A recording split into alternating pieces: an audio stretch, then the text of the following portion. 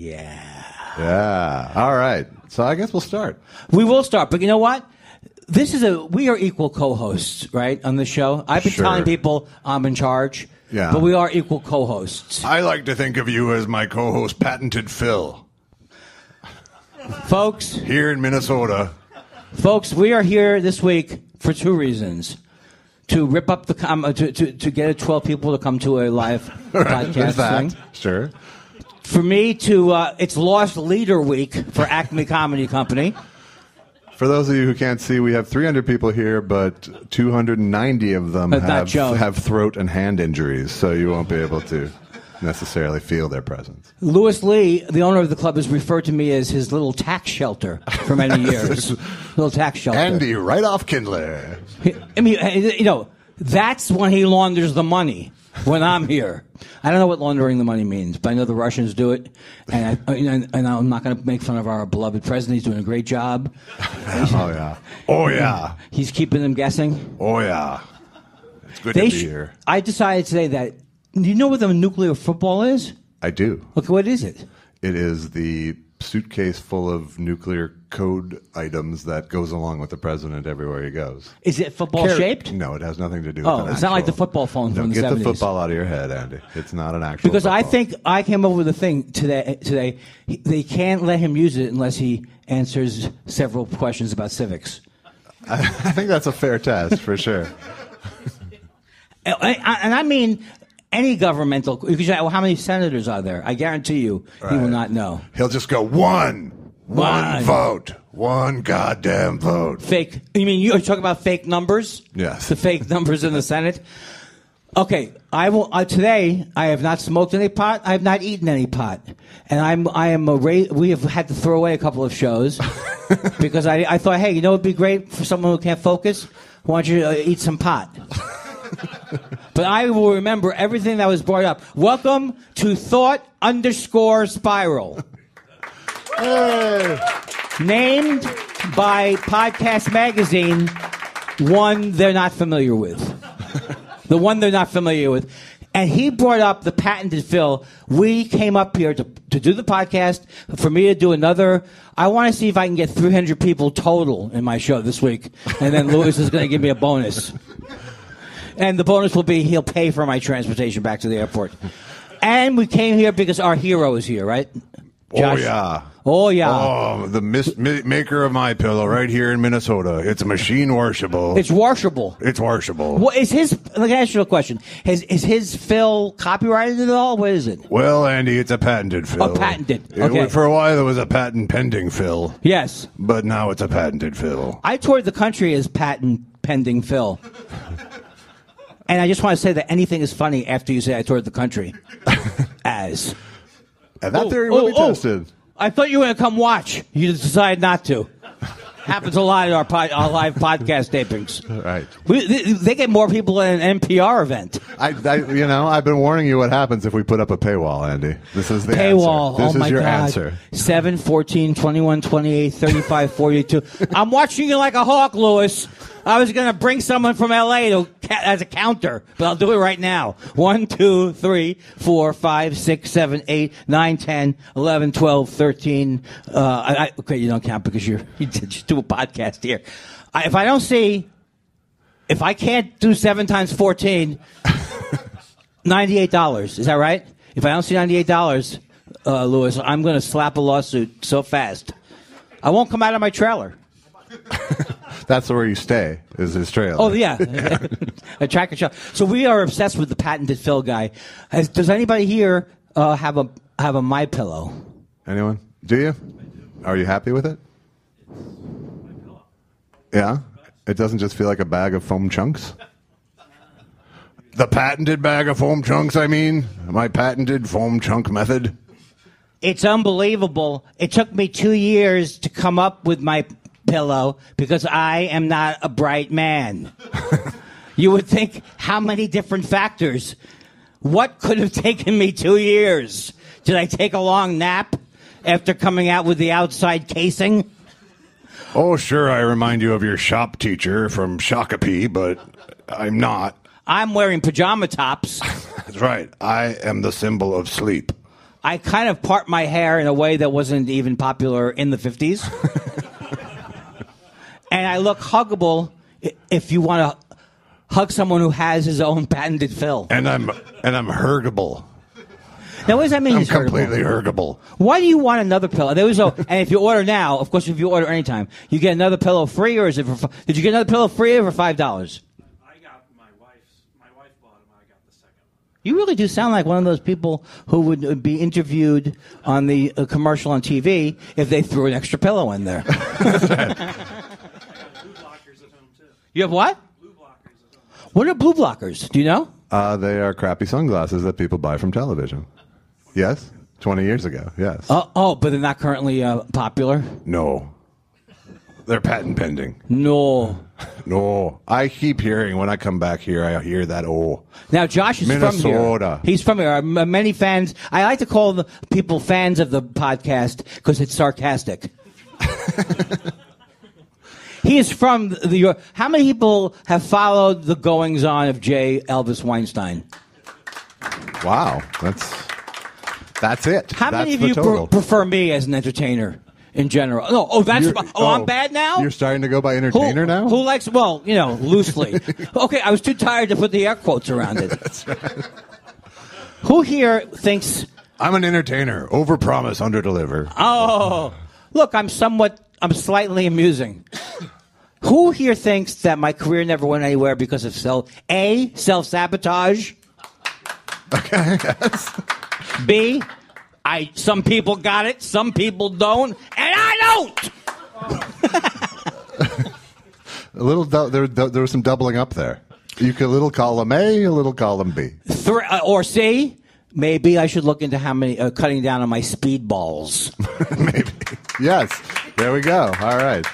We couldn't do this in our regular show. We're going to get you off drugs on this podcast, one way or the other. Well, you have gotten me off. First of all, for many years, I would lie and say that I had not done drugs. Not lie, but lie. Yeah. And I would say, for some reason, I wanted to affect my image. Well, I didn't want to be Cheech or Chong for a long time. Right. But then I thought, what is it that is that? Do you think Lenny Bruce would have been scared to say he smoked pot? And I know, look where he ended up. Probably. He probably would have. Yeah. So the only problem. Although he did a glue sniffing bit that was pretty famous. They didn't know he did. He did a glue sniffing bit. Nobody knew. That was before Steve Allen was walking around yelling at comics for their language. Yeah. Towards the end of his life.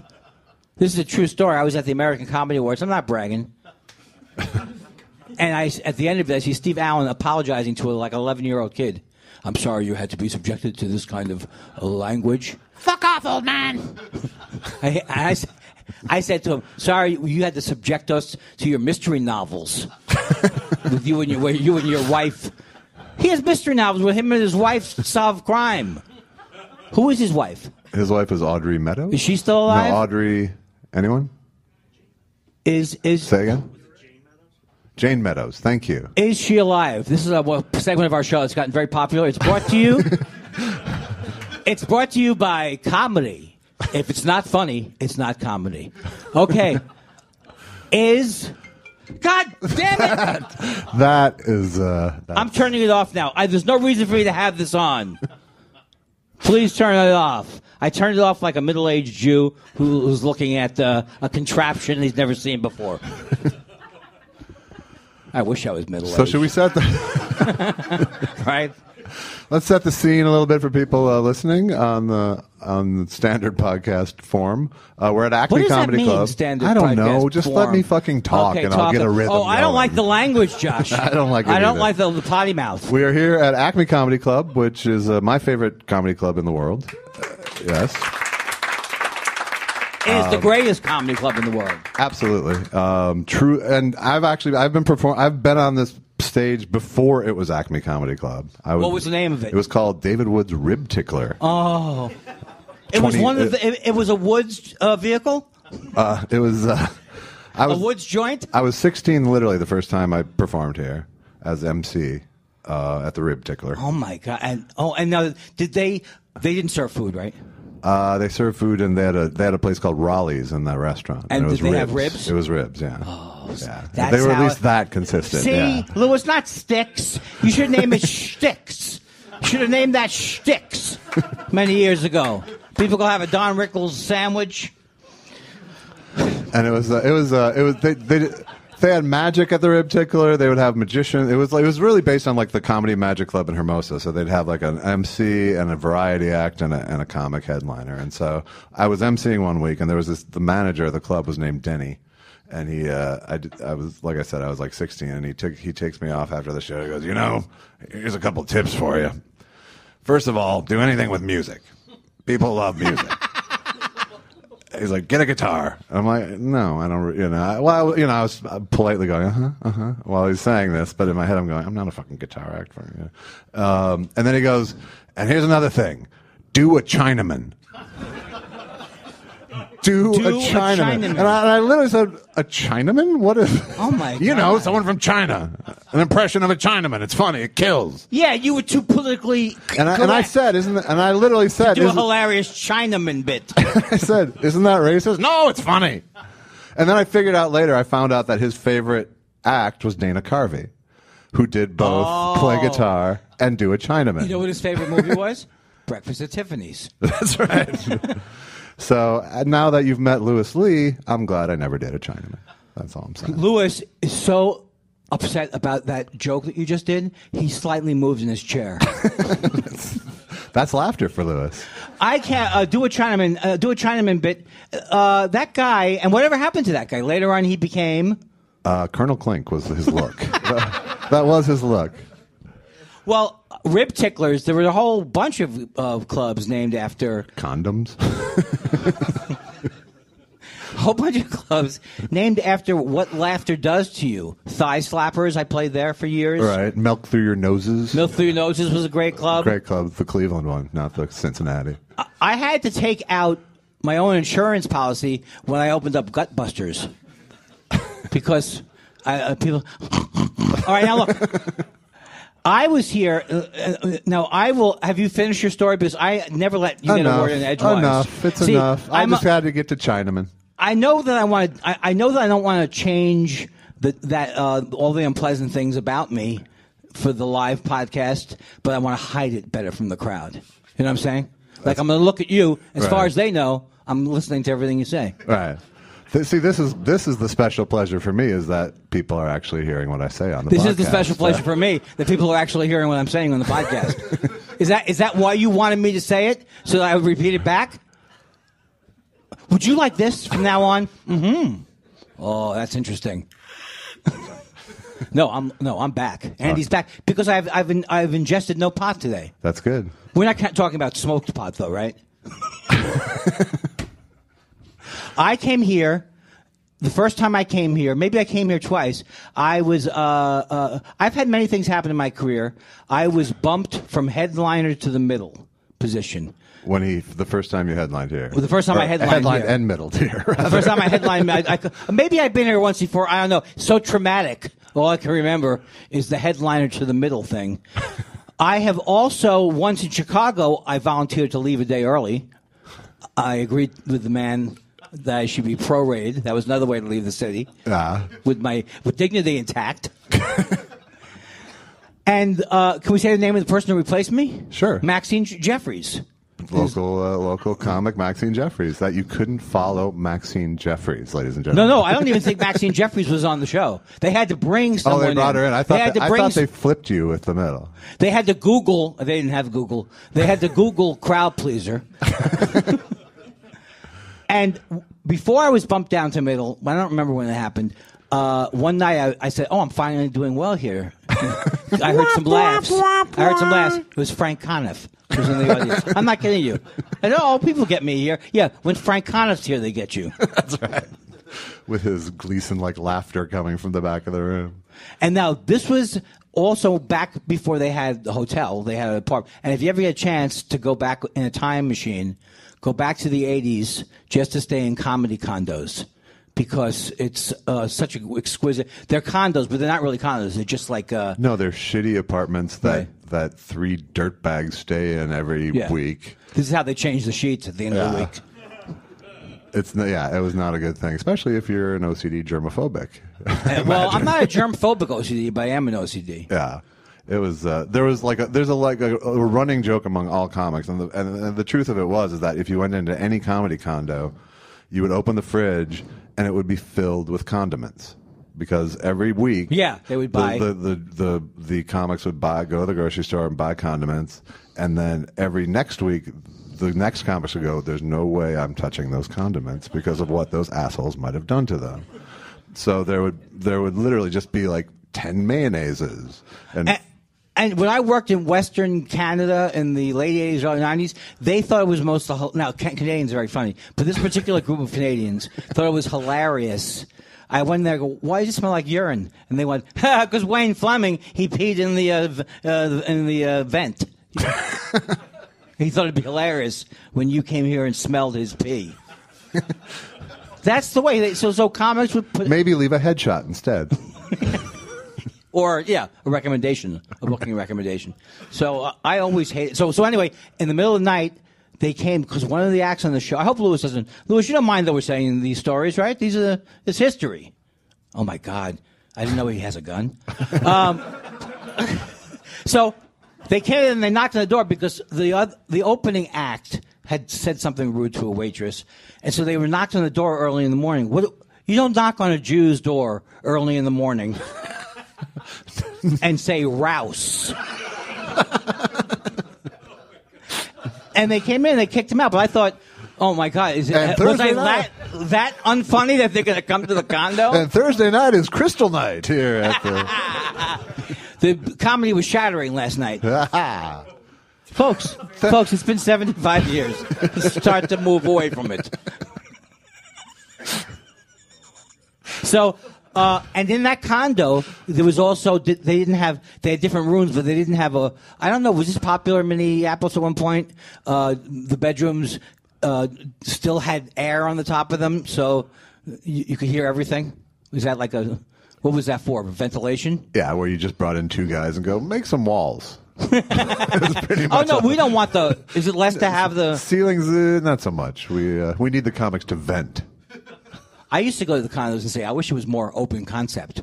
Right. Maybe we could just throw a bunch of mattresses in the living room and have a slumber party. Yeah, that would be good. Then I wasn't here for many years, but now I've been here every year. And I said this on the podcast earlier today. Louis said, doesn't matter how old I am, I can pick a week. What did he say? He said, as long as this is a nice full circle over the course of 20-some years, that he went from being bumped to the middle to, as long as I own this club, you pick a week and it's yours. Aww, what do you think of that? Isn't that nice? I said to him, that you don't have to book me past 80. And he said, no, that's not the cutoff point for him. But I'll tell you something. If I'm still the same part of my career when I'm 80, and my manager's alive, I'm going to fire him then. You know what I'm saying? I'm going to walk right down to assisted living. That's for my act show. It is pretty remarkable. I mean, the most remarkable part of the story of you getting bumped down is that you got booked back. Well, there's a couple of things that I have to accept about the 90s. When I was sent home or never got booked back, or kind of some kind of a polite decline conversation on the phone. It was mostly because the crowds hated me. So yeah. I would like to say it was because I was Jewish or something like that. Right. But that would be a hard excuse of why you weren't booked in comedy. Right. The crowds hated me. Interestingly enough, I also hated the crowds, too. Right. See, you were just working the wrong club. You should have been at the Mutual Contempt Club. Well, when I first dated my wife, Susan, she was very scared because she did not see me do well. She didn't know. She thought I was funny, ostensibly or arguably, but right. She never saw me do well. Why do only comics laugh at you? And why only when you're dying? I said to her, they laugh at me because they know that I'm not a threat, is why the other comics laugh. That's how you get to be a comics comic. That's why I'm a comics comic means this guy's not leaping over. But when she first saw me, I got heckled in the strangest way. At the Laugh Factory in Los Angeles, a guy stood up and said, "Oh, you're very funny." I said, "You have a problem, sir?" "No." "Why would I have a problem when there's so much hilarious comedy that you're delivering. Sir, you sound like you're sarcastic. This went on for 10 minutes. I'm not sarcastic. It's wonderful. That's a good heckle in a way. It really is. You could really stump the comic with that. Last night, I got Bernie Sanders. Yeah, you did. Someone yelled out Bernie Sanders, so it's not a heckle if it's a Bernie Sanders reference. No. And I wasn't sure if they wanted you to do the Bernie Sanders material or if they were likening you to Bernie Sanders. Well, I met them after the show, Yeah. and it didn't become more clear there. Okay. They said Bernie Sanders. Then later on, someone goes, "He's Bernie Sanders." So I turned them on to James Adomian, who does the best Bernie Sanders in the business. But that's a really it's a winning investment right now. Now, normally, if we weren't in front of a live audience, we would have stepped down 7 times by now because we'd be exhausted from all the comedy that we've been producing. All right. You know what I mean? It's just 5 minutes. That's pause. the thing I'm worried about. Is it so funny? Is it so funny they're not going to get the thoughts? You know what I mean? Right. They're just going to get the spiral. Yeah. Well, Don't worry about it. It's just a test show. It's just a test show. Josh is very proud of. He's proud of a couple of things. He's proud of the fact that there would be no podcast if it wasn't for him, because I go back and forth on that, actually. Why? Why do you say that? Never mind. Is that a slam at me that I don't get? That's the worst. No, kind of slam. It's not a slam at all. Well, you sound upset though. No, not at all. I'm enjoying this a great deal. Are you saying you would be doing this with someone else right now? Who would you be doing it with? Whoever moved in 3 blocks away. That's right. I moved 3 blocks away. So you think the proximity is the main thing? I think it was a good catalyst. If you had to come from the west side to my house, we wouldn't be sitting here Not today. quite how the Beatles got together, but still inspiring. Exactly. And that is absolutely true. It's 6 blocks away from. He says 3 blocks because it's 6 short blocks. I don't know why he just. He says 6 blocks because he walks there and makes it want to sound harder. I walked there with my coffee in a thermos, and first couple of weeks I had added pot tincture to the thermos. So I do think there's some self-sabotage. It's actual. You're sabotaging me as well. In this case. Right. So I'm bringing down 2 people. Yes. If you, I'm just telling you, the kids out there, if your problem is that you can't remember, your short-term memory is bad, maybe don't smoke so much pot. Because that's what pot makes you do. Pot wants you to lose your memory. Because you weren't talking about it. That's how they keep you coming back. So I walk over there, and it's always on Monday night, except we haven't always been able to do it on Monday nights. No, but that's the guideline. You know, this is going to be when this podcast when it gets reviewed, they're going to talk about, man, they really they took a long time setting up nothing that night. Right. We have so many special guests on the show. All right. We have look under your seats. Unfortunately, Foster Brooks won't be here tonight because he's stuck in traffic in Bloomington, just outside of Richfield. I thought you were going to go just outside Rochester, Minnesota. No, see? That's... Not one person has heard this podcast and even knows the reference. But there's a lot of Foster Brooks fans in the world, isn't there? I always couldn't believe when someone would say to me, he didn't really drink, and think that was impressive. Like that's amazing. Oh, he didn't really drink. Wow. He didn't have a career of incredibly self-destructive liver damage for 50 years? Really? I have to admit that wasn't such a good sentence. It didn't have flow. Yeah, but you know what, though? You committed to it, and you shouldn't have. Here's what we have a couple of times. We've gone after each other, at each other's throats. Well, if you've heard the podcast, you've heard Josh. Oh, you're a terrible person on Twitter. Oh, you're an angry person on Twitter. Oh, you're not as popular as Ricky Gervais, so you're jealous of him on Twitter. Why do you do those things on Twitter, Andy? Do you like to show everybody what a moron you are, Andy? And normally, because I'm such a big person, I take it rolls right off my back like poison.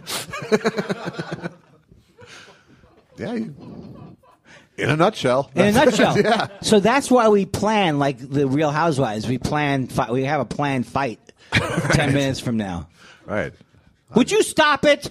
Sorry. How is your Twitter, by the way? It doesn't seem like you've been in any ridiculous fights lately. It's always a win if you don't answer a robot's insult. It is a win.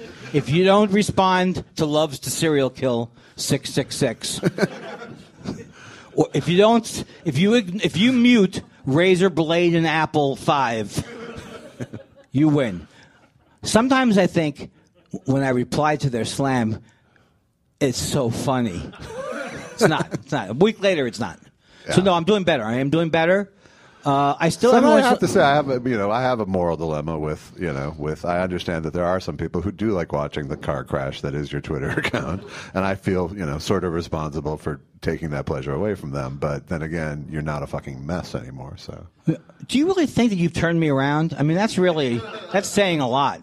Maybe you've kept my demons at bay for a couple of weeks. It's going to come out some other way. That's not a win? It's not. It's going to come out. 2 weeks of demon bay isn't a win? I'm going to start yelling at people somewhere. At CVS. Fine. That's fine. As long as I don't have to watch you go down. I met his better half this week, his brother. All of a sudden... He's in love. It's like suddenly all the things he wanted in a Weinstein. Unbelievable. It's like he found in my brother. Just like Josh, but like lovable and everything. I know. It's just unbelievable. And educated. No, that's not true. I mean, no, it's not true that you're educated. But his brother stuck up for me with the Ricky Gervais thing. And he said, he didn't stick up for me, but he said that one of the reasons why he does really bother me is because he's a bully. And that is true. Absolutely. I was never against the sentence. I know. It was just, I was losing. The truth is, I was losing the war. Yes, that's all I said. You know what I mean? When you're tweeting things like, my job is to make fun of people, you've lost the war. Right. As I said many times, fighting the good fight badly. I've been serving the comedy community poorly for over 30 years. With my patented fill. But I have OCD, as everyone knows, or cares, and I do spend so much time on Twitter, but I spend less time now. But there's no reason why I should be spending, and I'm still not promoting things enough, so I'm not doing what I'm supposed to be doing. You're doing fine. Thank you. That's all you need. If you tell them that once a day. That's it. That's like my therapist says it's like a milk bone. My therapist told me that you need to find someone. You have to continue to feel bad about yourself, but find someone you respect. Give them a pedestal as a gift. Give them way too much power over your life. Give them a pedestal, right. And then base your complete self-worth on their opinion of you, and then get very angry, which you may have heard me get at Josh once. It wasn't that angry. My feelings were. It was like I could feel it. I felt a little. We came to an intersection, and we made the right turn. It was good, but I felt like, this could go either way. I'm going to ride it out because it's on tape. The intersection between funny and hilarious. Hi, Sarah. Sarah, ladies and gentlemen, from the hit movie. From the hit movie I Need You to Kill, which I directed and which starts here at Acme Comedy Club. And I had to request friendship from Sarah on Facebook. After all what was this, a waiting game or something? It's been 20 years. All right, you win. You win. She's a Ricky Gervais fan, that's why. Oh, just hearing his name. But you know how when you block somebody, you can look and still see what they're saying? Yeah. That I'm the guy who does that. Really? Do you have a sneak account or something? No, but every once in a while when I'm bored, I would say, like, what is Bill Maher talking about in a horrible way? What is Dennis Miller saying terribly? It makes me brings me a joy.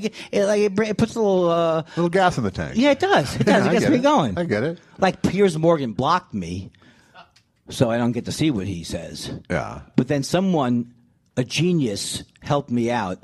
And if you want to jot this down, I consulted a genius, and the genius said, you can open it up in another browser without signing in, and then you can see everybody's stuff. Wow! Boom! Like a light bulb to my head. Genius. Although I think they try to limit that on Twitter, though. And what does it cost to troll consultants like that? Oh, I pay him. Troll consultants. Are you? He does both sides. My office is under the Mendota Bridge. What's that? I picked a local bridge and I put the troll under it. You know the Menendez. I don't know why I'm saying this, but the Menendez movie is about to come out. That's fantastic. It's Law and Order. No spoiler alerts. I don't know what. It seems like they're angry at their parents, but no spoiler alerts. Mom always got murdered by you best. Do you know what I'm talking about? From the makers of Law and Order, from Dick Wolf. Gong gong. It's the Menendez brothers. Bill Dwyer had the greatest joke about the Menendez brothers. He said, really, the Menendez, during the trial, he goes, the Menendez brothers, they killed their parents wearing those sweaters? I can't. Bill Dwyer's hilarious. That's if you learn nothing more tonight. And you will learn nothing more. Well, it's not like, what are you going to people say when they get home? Wow. Boy, they really pulled out none of the stops at their live. Wow, that really helped me beat traffic from downtown. Yeah. The special podcast menu was good. Yeah. They promised nothing and delivered. What would be on the podcast menu that would be like an item? Because they have like things like silly chili at a comedy club. Right. Funny fries. Ha, ha, ha, ha, ha, ha, hamburgers. This is all from my act, folks. It's all from my act. Even his stuff's from my act. So a podcast would have the lavalier fries. The downloaded chili. This guy, this is how much he brags. This all he does all the time. He goes, I say, how's it going? He goes, it's going pretty good because I brought our mic stands tonight. What are you talking about? Because you'll see when you get out there. Yeah, that's how it went down. Why were you bragging about this? Why are these analog mic stands? No, it's they have one good mic stand. They can't even book comedy teams here. Yeah, but that's because Lewis doesn't like them. I'm so sorry. It's a Minnesota law. I'm so sorry. You don't know about the anti-dummy talking law? I would love to have ventriloquism. The state won't let me do it. You don't actually need two mics for ventriloquist, Andy. Oh, I would love juggling. The state says no. I can't get my juggler's license. You don't need a mic at all to juggle, Andy. What's that? You don't need a mic at all to juggle, really. No, but to really pick it up well. Yeah. To get the mid-range.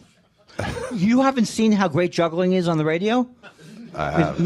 Who was the guy who had who was the ventriloquist? Edgar Bergen. Edgar Bergen, Candice Bergen's dad, right? Correct. And the puppet who was not related to Candice Bergen. Oh, Andy, you're on tonight, baby. And we'll be back. And we'll be back after these words from MyPillow.com. MyPillow. He has. Have you seen? I don't usually get excited about commercials unless it's the Liberty Insurance. You liked your car. You called your car Brad. You said you'd never break up with Brad. Then Brad, I'm saying Brad, but I mean a car.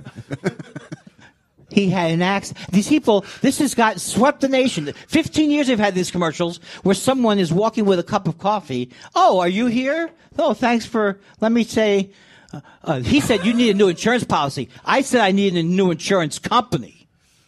You people aren't upset about this? But have you seen the new MyPillow when he he talks to, he's all of a sudden in people's bedroom. Hi, I've broken into your home. I brought my pillow, and hopefully I can stay for a while. And when you haven't seen it yet, right? No, I haven't. Has anyone seen it yet? Because it's unbelievable. He tells this person, they say, I have a down pillow. He goes, I'll show you what's wrong with that. And then they cut to a scene. He's in their bedroom now. He's like, see, with the down pillow. He's got a spritzing thing he says about why down pillows. See, he says down pillows. When you lie down on it, they stay down. Ah, there you go. But the other guy goes, well, I have memory foam. I'll tell you what's wrong with that, he says. It makes you lose your memory. It causes Alzheimer's. You'll be dead in a week. It makes you lose your memory It only makes you lose your memory or knowledge of foam. I apologize for that joke. I also apologize for the first 10 years of my act. And I also apologize to Maxine Jeffries for heckling her after I middled for her. Bring back Kindler! And we're brought to you by Black Sheep Pizza. I love Black Sheep Pizza. And maybe if I mention them on the podcast, they'll send me free Black Sheep Pizza. And by Fresh Lobster. You know, Todd Barry writes to people all the time and asks them for free things, and they send him free things. It's worth asking. If you find yourself having no shame, you can get a lot of free stuff. You really can. One of the most embarrassing things that happened to me on the road, it really is, every time I think about it, I'm filled with shame, is some comic I work with said, whenever you go into the stations, ask them if they have extra music, and then they'll give you music. Right. Well, they started giving me music, but I noticed that they never had a delighted look on their face. Right. It's like, if you were Jewish, it'd be known as a schnorrer. I was a major schnorrer. Right. Why would you go into a place that's allowing you to promote yourself and go, do you have any extra music, cassette tapes? And I did it for a year because some guy, I didn't even know. I remember that. That was something that people did. It was, where's the free room? That's right. Yeah, and there'd be all the. But you didn't do it. I bet copies. you did. I bet you never were tempted by that. I was invited to the free room by a radio station once, but I never asked. Oh, did you put the keys in the bowl at least? Wow. The free room or the fun room? It was the free fun room. That's how I would name my club. Have we? I like that sound. I like that sound. It sounds like somebody's getting dental work. Yeah. And it feels like someone's getting dental work in here, so it all works out. Is someone getting a root canal? You know, I had a root canal a couple of weeks ago, and I was like numb for 3 days, and then it went away. Now I can feel but I still can't feel my career. Huh. Did you see this? This is why self-deprecating comedy does not always work. You got visibly shaken by my opinion of myself. Oh, he's done so poorly. Must be very sad. Well, these are podcast people, not your stand-up people. So yeah, how do you measure success on a podcast? Is it just right here? I measure it in groups of 13 or 14. Folks, please be patient. We're trying to get the drinks out to you as fast as we can. Please. We didn't know. I thought maybe 20, but who knew 27 or 28 people? Yeah, I can't believe that 35 people showed up. I never thought 40 people would show up. Can you believe 50 people are here? It's incredible that 65 people showed up. Now, what he's doing the reverse Jewish joke. And the joke is the Jewish guy goes to his father, and he says, Dad, can I borrow $40? And his father goes, $35? Where am I going to get $35? See, what he's doing is the Jew unnecessarily explains the joke. Right.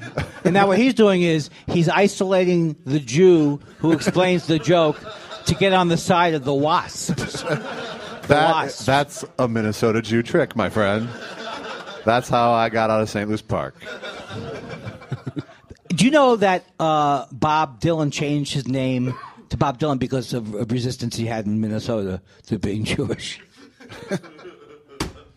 Why'd that make me laugh? It wasn't funny, but it made me laugh that he was... That's rarely been a criteria. I'm saying that there's so much anti-Semitism here, but there isn't. So maybe that's why it doesn't work so well. Put it on the list. Where is Michelle Bachmann's district? Or did she retire? She's like Stillwater-y, that area. And those people in that area, they're like her? Oh, no, that's crazy. Don't even say that about people around here. Okay. No, well, they elected her. They elected her more than once. I know, but that's because everything's gerrymandered. Yes. I toured the country recently as gerrymander, and I got to tell you, it seemed like I was rigging the crowds. You keep going while I write that down. You felt time with it. Andy Kindler's Gold Rush. He's panning for gold. I think I found some color here. I was so funny, I went up to the Supreme Court. Because gerrymandering goes up to the Supreme Court. No, it really, it can certainly support more tags. All I wrote now is gerrymander. What would have been the joke if there was one that I should have written down to accompany the word gerrymander? It's rigged. His comedy's rigged. I toured the country as antidepressant. I thought it was sponsored by Prozac.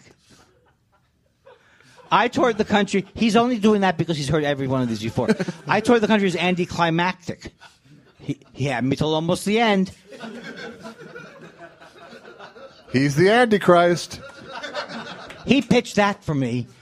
Turning water into wine. Scared my wife with that joke. You're really going to say you're the Antichrist? Water into wine. I couldn't possibly walk on water because I just ate. I have to wait 30 minutes. I have to wait an hour after eating. People are going swimming. This is if Jesus had been Jewish. But wait. I say to you, turn the other cheek. That's not what he said. What are some of the classic Jesus things that he said? If you There's a book of them. If you prick me, there's a whole book. Oh, like that, like that's going to be the gospel. I think I saw a copy in your hotel room, but I have a copy in my hotel room. I requested Dianetics. That's all I had. That's why I took a sip. If you thought I had more there. Yeah, you were playing you're playing for the room. That's the problem. Yeah, I can't believe it. You told me last night this is how depressing our lives are. We actually had a meeting about our live podcast. That's sad. No, not to people who paid admission. It's not sad. They're like, no, wait a second. God damn, you thought about your show before we came to attend it? So they'll be upset now because it doesn't seem as if it's prepared. Right. Well, that's the secret. Wink. This is really unbelievable. Everything that we've said in the podcast has been scripted. Yes. And I'm telling you, I'm tired. What's the next line? It's a little movie I call My Lifetime with Andre. I think that's very funny. My name is Andy. So his podcast is like My Lifetime with Andre is what he's saying. He's Wally Shawn in this scenario. Yes, I am. And I am Andre Gregory. Yeah. And he's saying, and this is what I'm going to do for the rest of the time in the podcast. What? All right, let's review again where he was going with that joke. This could be our best show, and it's not good. So it's in the ballpark. Now, we have new sponsors. We have, hey, are you starting up a website? And try Rhombus Space. Rhombus Space. When you're tired of a square shape. And also, try Parallelogram Land. It is painful because he had to hear me do this. Don't you think these are running bits? Rhombus Space when you're just fucking tired of it. Yeah. That was I had a joke in my act. I loved it. Nobody else did, but that's, par for the course. It was, I said, I know you can't reinvent the wheel, but does it have to be so round? Can't they put a wet bar in it? Got more laughs tonight. Maybe it was my confidence level. Jot it down again. I did. I was writing it down. I jotted this down from the last podcast that we did. It's earlier today. No laugh track. Take a bow, Justin, right now. Take a bow. All right. And I said, this is where I wrote down. I had hepatitis D through K. Hilarious. People love hepatitis jokes, and they love jokes that are alphabetical. What's funnier than hepatitis? What's less funny than hepatitis? Andy's jokes. Oh, you people can't deal with my edginess. Ricky Gervais is offensive and then makes a lot of money. Do you think it is valid? Let me just say one more thing about Ricky Gervais.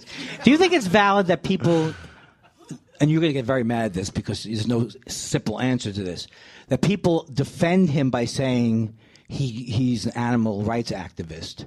Do I think it's... Does that make it? In other words, does that excuse the fact that he's terrible, a dick? No. terrible to humans? No, that he's right. No, it doesn't. Unless you're an animal. And someone today said, "How much of you given, Andy?" I don't have anything. You know what I'm saying? I've given my all towards bringing Yes. down Ricky Gervais, is what you say. I don't talk about the fact that I work 40 hours a week at a homeless shelter. I don't talk about it. That's not what I'm about. Is that what you're calling it, working there? That's not nice. You know I'm happy to be homeless right now, and I'm very sensitive. I'm edgy. I'm edgy, folks. We're not afraid to take on the homeless. I sent a homeless person to jail this year on a murder trial.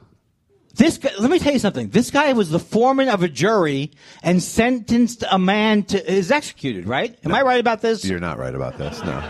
And after the guy was executed, he calls me up. He goes, it's killing me. I'm not sure that he was guilty. But I was very tired, and I was a holdout. It had been 10 minutes in the jury room, and I was like... You were... okay, so it was a homeless person that you... why would you go out of your That was way? my fourth time being a foreman of a jury, my fifth jury. I don't know why. It is the worst thing to brag about that I've ever heard. No, I don't know why I get picked. I apparently suffer from resting justice face. But this was my first murder, and then I was like, finally in the show. You know, I'm gonna get in the show. You mean you don't kill on stage?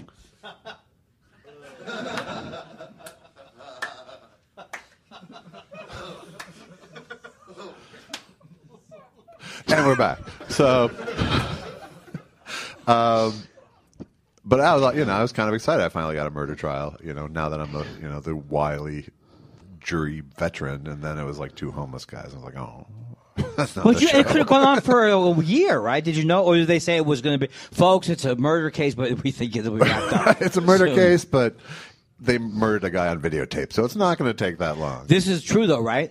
It was a murder that took place in a Burger King parking lot on the actual surveillance camera. So most of the trial was like watching a Kubrick film without cinematography or audio. It was really brutal. It was just like snuff film, snuff film, snuff film. Okay, we'll see you tomorrow. And then the guy did he take the stand? Yes, he did. Yeah, and when he got on the stand, he goes, whoa, hear me out. I know it looks bad. I was taking the knife out of his chest. Out of his chest. They're running the tape backwards. Thank God I was there. I should probably get an award. Well, it was not a Burger King in a good neighborhood, as the story might indicate. And the witnesses were not of the highest credibility, because there was like one guy who came in and he just had like way too much story for it. Oh, right. He was sitting there and he was enjoying his hamburger innocently. Oh, God. He was just sitting there so the defense lawyer, or actually the prosecutor goes, can you point to the man you saw in the Burger King that night? And he starts looking around the courtroom, like everywhere. And she's like, it's not a trick question. Can you just point to the man, for the record, who the man you saw in the Burger King? And he looks over at the jury box, and he goes, that guy in the gray? And she's like, thank you very much. That's all. Are you serious? That is literally what guy happened. was doing a comedy routine or something? Yes, he was. At least in my book, he was. Who books that room? LAPD. Is the person that you're saying do this in this room? No. But it would be pretty cool if he was. He just did not get And still he was guilty even with that guy's terrible testimony? Because he killed someone on tape. On tape. It was really, our job was not really so much, did he kill someone or not? It was Right. sort of, what flavor of murder is it? Yeah. If you're going to kill somebody... Second degree, for the record, by the way. If you're going to kill somebody, go out where you know the cameras aren't going to catch you outside the restaurant. Funny Stay away stuff, from the and we'll be paparazzi. back. Come on, what if you said this on Serial, or I'd be all of a sudden some kind of a legal expert. I turned my clock off. How long have we done? Now, we have a show. I certainly don't want to go so long that it will affect the huge line of people getting into our show at 8 o'clock. That's right. Unbelievable. 7, 14, 21, 28. Sarah's paying 35, 42, 49, 56, 63, 70, 77, 84, 91, 98, 105, 112. Hello, $126. I just got a text from Foster. Yeah. I got it all here, Louis. When you try your tricks, your little shell games. He makes me play. Before he pays me he will have to play 3-card Monte. And if I don't pick the right cup where my check is 3-card Monte still a current reference? Yeah, oh yeah, absolutely. 3-card Monte. Mary Jo Peele is here, and she's laughing, and that makes me very happy. Mary Jo Peele, star of Mystery Science Theater. Yay! Star of Cinematic Titanic. Currently now a star of Riff Tracks Family. Next year, Bill Corbett, another star of Mystery Science Theater. Twitter friend Bill Corbett. More importantly, one of the stars of Riff Tracks. See how I did that? More importantly, one of the stars of Riff Tracks. Because that's your current business. So it's more important. All he does on this podcast, no offense, but he just plugs Cinematic Titanic and Riff Tracks. That's all he does. I'll do it with my dogs sometimes. That's Lucky. She's you might know her from. And all I say is Andy Levy because I get $50 every time I say Andy Levy. Right. $100. Have you invoiced him yet? No, because it's maybe the world's worst, longest running joke. I thought it'd be as good as Matt Damon can't make it on Kimmel, but it didn't. Yeah. Is this Matt Damon who says he can't be on the show? Why are you looking at me? Did they tell you? Did he arrange it with you that at some point in the show you look at me like I'm insane? Is it Matt Damon who he always bumps from Kimmel? Yeah. You don't watch Kimmel, do you? No, not so much. All right. But I know that gag. Yeah, because you're familiar with the business. Now, folks, if you want to see, he's here tonight, which isn't even coming out until 5 weeks. No, we recorded an episode in our hotel after the show the other night, so that'll be Monday's show, and I think this will be the following Monday. Now, let me ask you a question. Should he be naked? He says if we're going to do it in his room, we should both be naked. Does that sound plausible to you? Ladies and gentlemen, wow, homophobic humor still going strong after all these years. I just got a text from Foster Brooks. He went the wrong way. He's now in Burnsville, just outside of Eden Prairie. I wish he was still alive. I bet. No, because then we get the cease and desist, knock it off. Is Jack Carter dead? I think so. Okay. I mean, at least practically. Jack Carter is, and Abe Vigoda did finally die. He did finally die. Didn't mean it like that. Finally. Finally, my wishes came true. My voodoo doll finally worked. Every year on the Emmys, they have an in memoriam for my career, ladies and gentlemen. Oh, you're in Minnesota. People feel here. People feel things here. So, have you heard of Richard Lewis? It's really sad to hear about his career being he's so hard on himself. He must be hurting. Let's do a Kickstarter for him. Now, is that your Minnesota accent? No. He told me, the reason why I did the podcast with him, he said he was the man of a million voices. And I wanted him to do all the wacky, wow. No, but 9 o'clock, clock. No, I meant a million voices all crying out at once.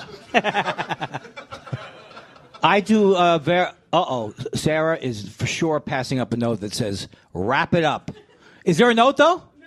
Oh, so is that the new prank here? You approach me with a note, and then when you get there, nothing for you, Andy.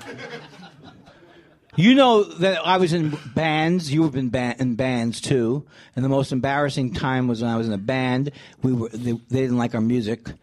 They thought we were heavy metal and we weren't. And so the guy passed. So your act is based on your music? Sorry, go ahead. So then I didn't get. I think I got that. Okay. So he passed up the note from the club owner, and I was trying to be funny with the crowd, and the note said, "Cut the chatter." Really? I had this. I have another Denny Dacey, the manager of the Rib Tickler story. they had a juggler, a guy named Scott Burton, who was a funny juggler and comic here in town. And he was hired, as the middle guy. He was going to do his comedy juggling. And one night he goes up and he decides he's just going to work on his stand-up. He doesn't feel like juggling that night, and he feels like he's earned that. So I'm sitting in the bar there, and I'm watching through that hole, and I'm watching it, and he's about 5 minutes into doing his stand-up, and Denny Dacey comes storming through the bar. He goes, "God damn it, I'm paying him to juggle." And he comes and he stands behind this curtain while Scott is doing his act, and he just stands there and goes, "Juggle, juggle, juggle, juggle." I don't know if I've told this story before. This is half the podcast if you want to get the DVD extras. I don't know why we put them on DVD. But it's just me saying, have I told this story? Have I told this story before? This is going to be me on the condo circuit 10 years from now. Have you heard this anecdote? This humorous anecdote? I worked with this guy, and his name was Rufus. That wasn't his real name. And here's the way he opened the show. My name is Rufus. Backwards, that's suffer. And that was, and the show went downhill from there. At the beginning of the tour, I was on a hell kick. I was running 5 miles a day. By the end of working with 2 weeks of Rufus, I was chain smoking Mpls. But this is the greatest thing that ever happened. You want to do Red Rum Rufus? Red Rum Rufus. He would end his act this is the way he would end his act. I am not lying to you. He said, You ever go to play someplace to dance and someone's a real butt head? He would take a plastic butt head and he put it on his head and he would dance around. You ever go? Maybe I'm not selling it right. You ever go somewhere, you're dancing and you turn around, you look and there's a butt head there? So it's the last night. I'm smoking 8 cigars. The speedball's on its way. It's the last night of the tour. He goes, you ever dance with someone and they turn into a butthead? He jumps up and gashes his head on the ceiling. And as he ends his act, there's blood trickling down his head. That's when I believed in God. God, for sure, yes. Bad comedy can hurt you. Yes, and should. Like Howie Mandel, he hurt his sinuses when he did that rubber glove trick. Is that true? It is true, I think, but who knows? It's funny, right? It is. Is that your impression of him? No, that was my impression of me meanly laughing at Howie Mandel's misfortune. Misfortune? Are you kidding me? Did you tour as Misfortune for a while? Misfortune? Who would have predicted that Howie Mandel would be still working past the 70s? This guy's on every show, and they're great shows, too. America's Got Talent. He's got his fingers in every horrible dyke. That doesn't sound right. He would not put his... This week on Horrible Dykes. Unless it was a Purell dyke, he wouldn't put his finger in. Oh, yeah, because he is germ-phobic. He can't even make that funny. OCD is your area. It's your turf now. I once did a project. I'm going to tell the absolute truth. Oh, Howie shit. Mandel wanted me to write for him for some show. Oh. And he wanted me to go out in this private plane with him to his tour he was on. Uh-huh. And I would also open for him. Okay. Guess how much he offered for me to open for him while I'm writing the material. So $500 a show. $50 a night. Oh, my God. $50 a night for the privilege of writing for him and opening for him. But I go to his house before he offered the money, before the negotiations began, which I never took the money. Yeah, you know I'm bright. So I go to his house, and he has music playing really loud. Yeah. And I met with him, and he starts doing a bit like he's saying something to me, but it doesn't realize that he can't be heard. Uh-huh. And I have to go... How long? Well, it seems like forever. I don't want to put him down. I mean, I do. That's what I say when I want to put someone down. I don't put him down. It wouldn't be like you to slam a comic or celebrity. So. No, it's not me. You know, live and let live is what I say. Look, you know, Who am I to say what's funny? I don't know what I certainly wasn't anybody to say at that point because I lost. So many times I have start out with something and I end up with nothing at the end of the sentence. It's the weirdest thing when you don't write your material off stage. Yes, and I'll be right back. Yes, and this is the way I do improv. Yes, and also. But didn't you have that improv troupe for a while? Yes, Andy. Yes. It was very popular. Yes, Andy. Wow, I thought I turned my phone off and I turned it back on. And I said, "Oh, we got to really be," and it's like 4 minutes. After We've been doing 4 minutes. After we edit, it's about 4 minutes. But we've actually done. People think the show's an hour, but it's 4 hours. That's edited down. It's 4 to get one. Yeah, it's about. We're just at 1 hour right now. That means we'd have to include everything from this. Settle in, folks. Wow. I think we have time for a couple more questions. I had carbs last night, and I for like the first time in a long time, and I felt like I took a tab of fucking ecstasy after I ate pudding. It was not pudding, it was pot of cream. Yes. And this diet I'm on, I could actually eat a pot of cream if there wasn't sugar in it. But, because the fat does not matter. Right. But oh my God, I've learned a little. Oh, Andy. Shut up! Jesus Christ. My wife's going to be mad at me because I am supposed to make a follow-up appointment with an endocrinologist. Yeah. And I have problems. But I'm so busy. I can't. Yes, my numbers are indicative of someone who has pancreatitis. But still, can't we push this to the fall? Please, I'm joking.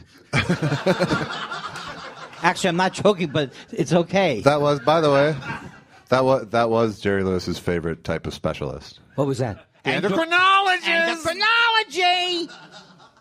I got my glasses at Flamin' Lens! I'm back. What do you want from us? We're kicking ass tonight. Lewis said, if this continues to go so well, I should fly up every Wednesday night, do this, get this, builds up each week, and do it every Thursday at 5:30 until, along with my other week a year. Take a break from traffic with Andy Kindler.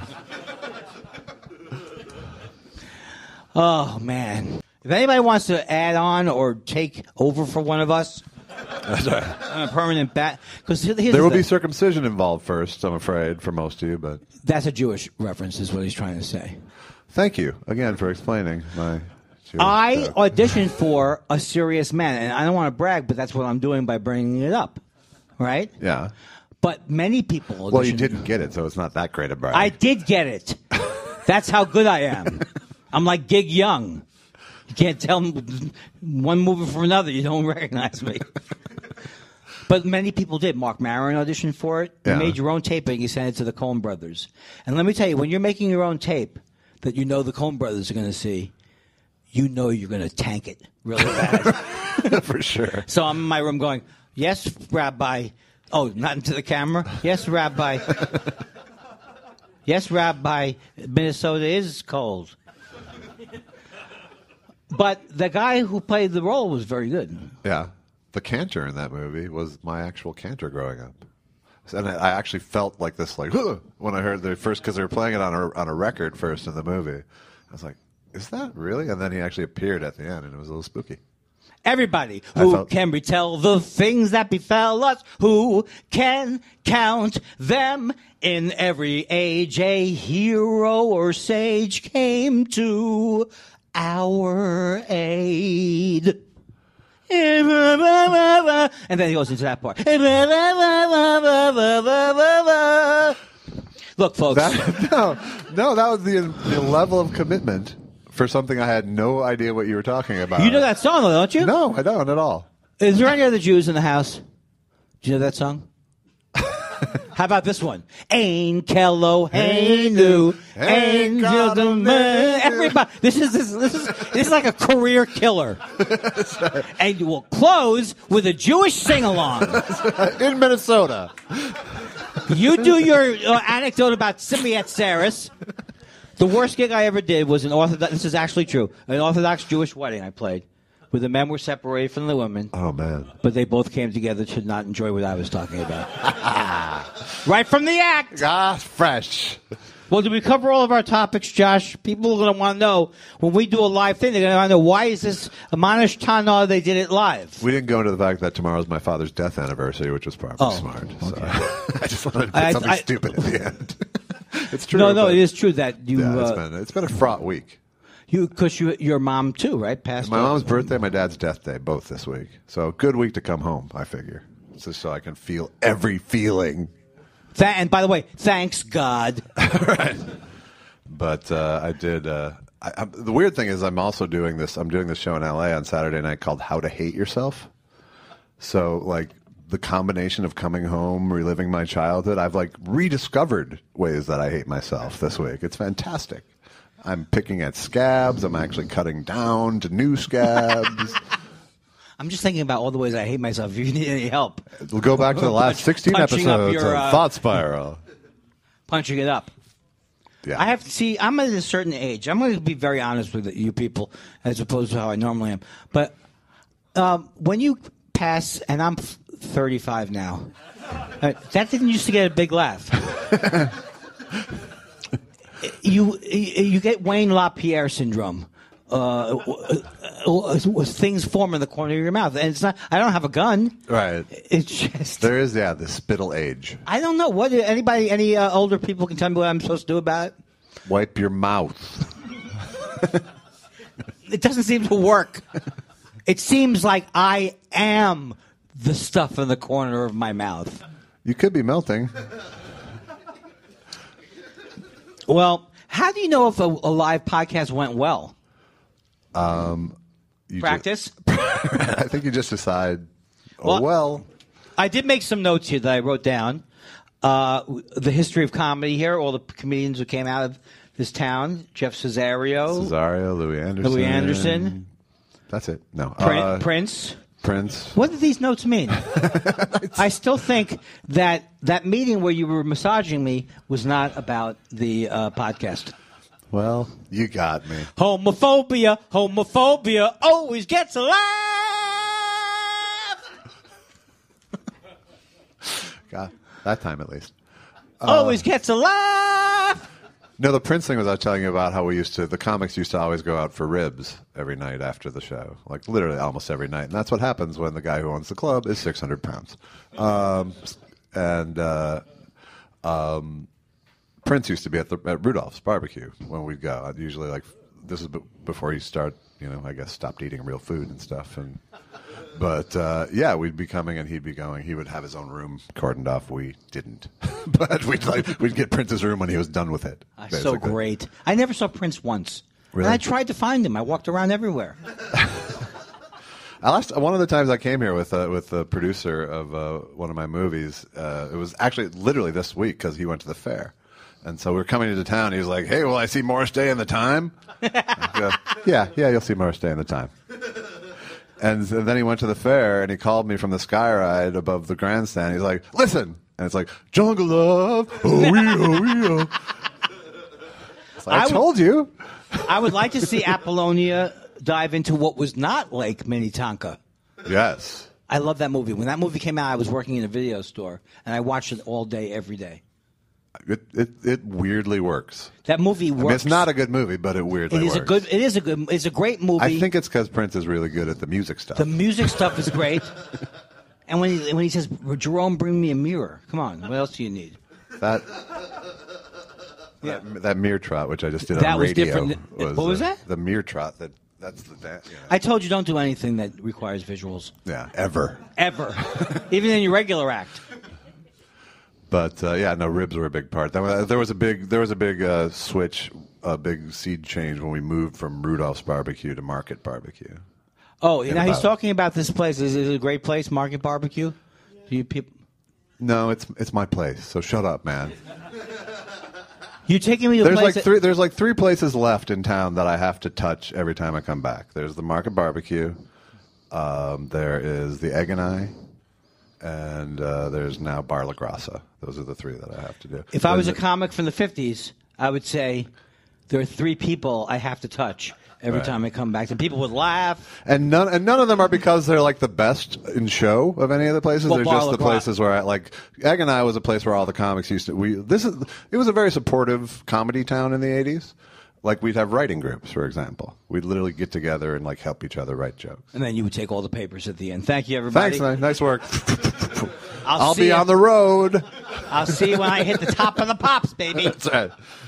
Now, I must say, everybody, because we do this if we do the podcast, that people can email. I answered an email yesterday.